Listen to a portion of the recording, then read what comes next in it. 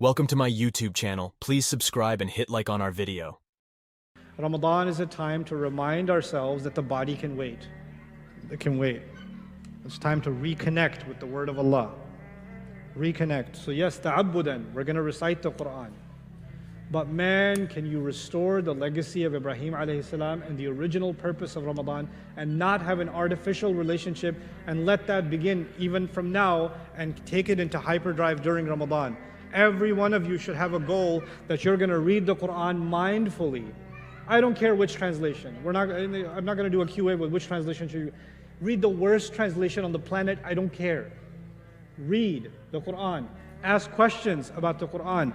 What does Allah mean here? What's He talking about here? I don't get this. I don't get this. Have a whole notebook about your conversation with God.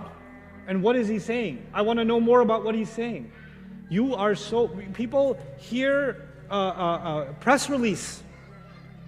People hear election news. And then they want to hear somebody explain, what does that mean? What does that mean for the economy? What does that mean for interest rates? What does that mean for house prices? What does that mean for this? They want to get the full scope.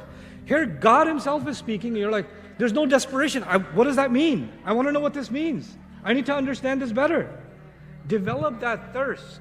Develop that thirst. I want to redevelop that thirst for myself this Ramadan. I want you to have that thirst this Ramadan. Yes, it's a month of fasting. Yes, it's a month of ibadah. Yes, it's a month of tahajjud. Yes, it's a month of dua. But all of that stuff is actually there to reinforce the core, the heart of the matter. And the heart of the matter is this book came as a guidance in this month. So seek guidance in this book all over again. Every year, renew your connection to Allah. Renew your connection to the Quran. That's what it was supposed to be. That was the objective. So let's put everything else as secondary and this as primary. I'm not saying you have to complete the entire Quran in Ramadan and understand everything. But even if you tell yourself, this year, this Ramadan, Baqarah. This Ramadan, Baqarah. And even if you got through 20 ayat of Al-Baqarah in all of Ramadan, no problem. I got until next Ramadan to finish. Take your time. Take your time with Baqarah. Take a whole year, no problem. This time well spent. Time spent with the word of Allah is time well spent.